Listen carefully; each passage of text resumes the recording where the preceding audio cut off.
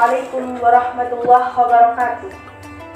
Alhamdulillah wa syukurillah ala ni'matillah. Wassalatu wassalamu ala rasulillah Sayyidina Muhammadin wa ala alihi wa sahbihi wa wala. Amma ba'd. Qala Allah Ta'ala fil Qur'anil Karim. Bismillahirrahmanirrahim. Laqad kana lakum fi rasulillahi uswatun hasanatun liman kana yarjullaha wal yawmal akhir wa dzakarallaha katsira. Shadaqallahul adzim. Kepada yang terhormat Bapak Kepala SMA Negeri 1 Karangreja, Bapak Dr. Andes Joko Widodo MPD, yang saya hormati Bapak, Ibu Guru dan karyawan SMA Negeri 1 Karangreja, serta rekan semua yang berbahagia. Pertama-tama, marilah kita panjatkan puji syukur terhadap kehadirat Allah Subhanahu wa Ta'ala yang hingga hari ini kita masih bisa merasakan segala nikmat yang telah diberikannya. Kedua, sholawat serta salam semoga tetap tercurah limpahkan kepada junjungan kita, seorang pemimpin yang luar biasa, Nabi Agung Muhammad SAW. Seorang pemimpin yang menunjukkan kekuatan hati yang besar dan membantu memimpin rakyatnya di jalan yang lurus.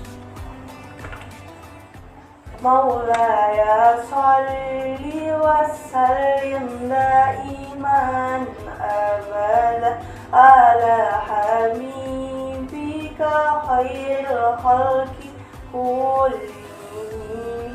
Maulaya sholli wa sallim daiman abada ala habibika khairil khalqi kullihim. Nabi yang paling agung, Nabi kita Muhammad. Nabi yang paling mulia, Nabi kita Muhammad. Nabi yang paling tampan, Nabi kita Muhammad. Paling nikmat memandang, Nabi kita Muhammad. Maulaya sholli wa sallim daiman abada ala habibika khairil khalqi kullihim.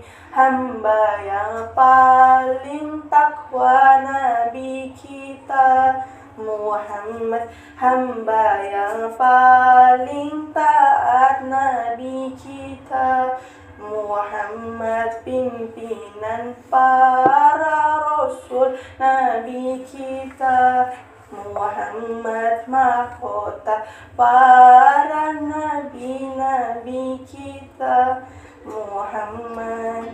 Hadirin yang saya hormati, izinkan saya memperkenalkan diri. Nama saya Nuraini Priyanisi dari kelas 10 IPA 5. Alhamdulillah, hari ini tepatnya tanggal 12 Rabiul Awal, kita dapat memperingati hari lahir seorang pemimpin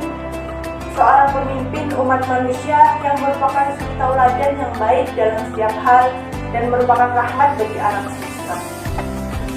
Allah Subhanahu wa Ta'ala berfirman dalam surat Bismillahirrahmanirrahim.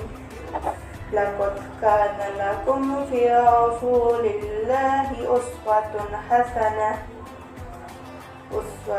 hasanatun liman kana yarjullaha wal yawmal akhir wa dzakarallaha katsira.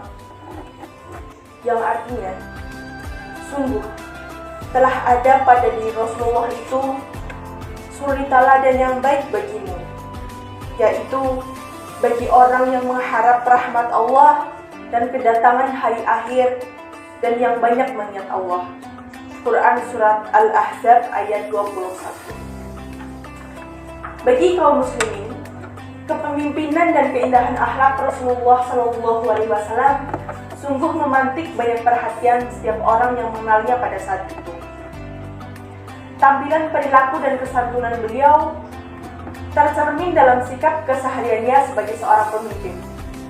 Sebagai seorang kepala rumah tangga, Rasulullah SAW menjadi pemimpin yang baik untuk istri dan anak-anaknya. Sebagai seorang kepala pemerintah, Rasulullah pemimpin yang memiliki sikap bertanggung jawab untuk memberi kenyamanan, ketentraman, kemakmuran, serta rasa adil bagi rakyat.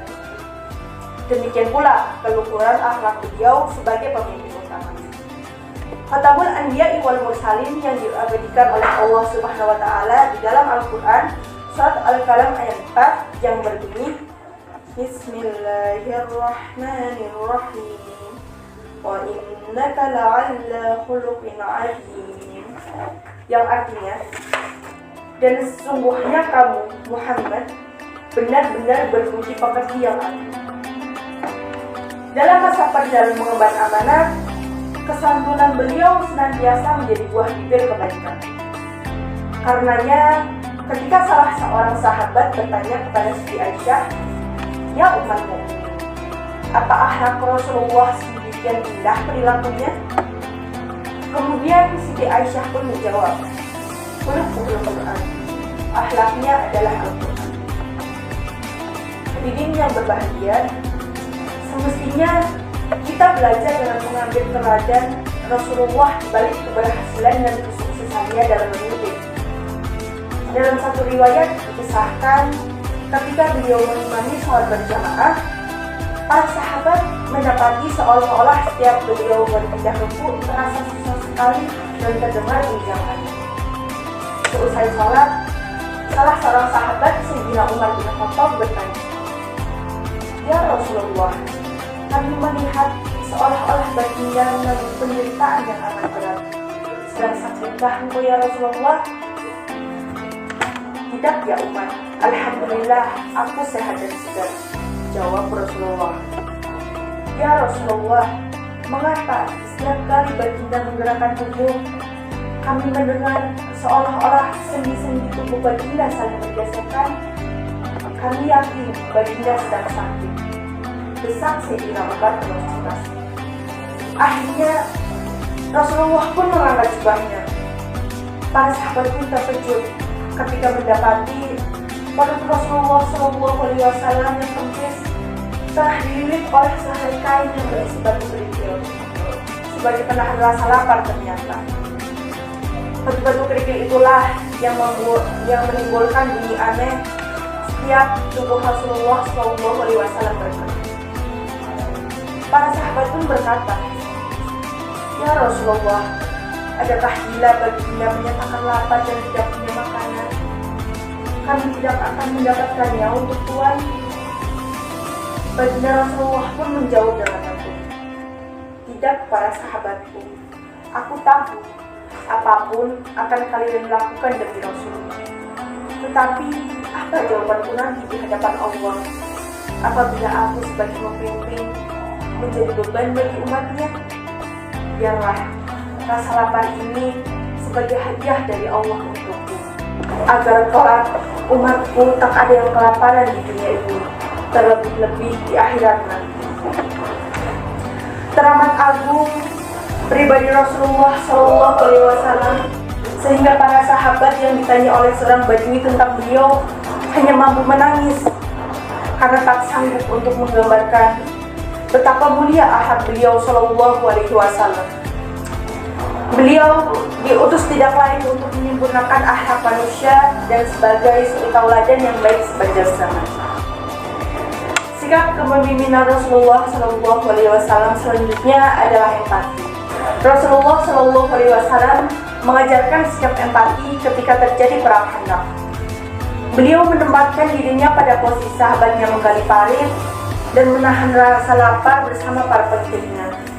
Hal tersebut menyorot sikap empati dan kemanusiaan Nabi SAW.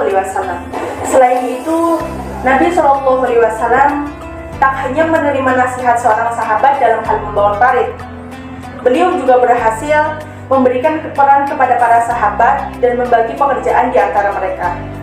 Strategi membuat tarif ini tidak terlalu umum di Arab pada masa itu, tetapi beliau menerimanya dalam pikiran terbuka. Meskipun jumlah tentara musuh jauh lebih besar dari umat Islam, Nabi berinisiatif untuk menjaga semangat kelompok tetap tinggi agar mereka tidak goyah meskipun kalah jumlah pasukan melalui bernyanyi dan menciptakan ritme. Pertimbangan kualitas inilah yang membuat para sahabat bekerja dengan semangat. Kualitas kepemimpinan di atas hanyalah beberapa contoh yang ditunjukkan oleh Nabi SAW selama hidupnya. Beliau hidup dan berjuang bersama para pengikutnya tanpa membedakan status dan selalu terbuka terhadap ide, kritik, dan saran. Beliau tidak pernah hanya duduk dan memberi perintah, tetapi bekerja keras dengan seluruh kekuatannya. Dari uraian di atas, kita dianjurkan untuk menjadi pemimpin yang bisa memimpin yang bertanggung jawab.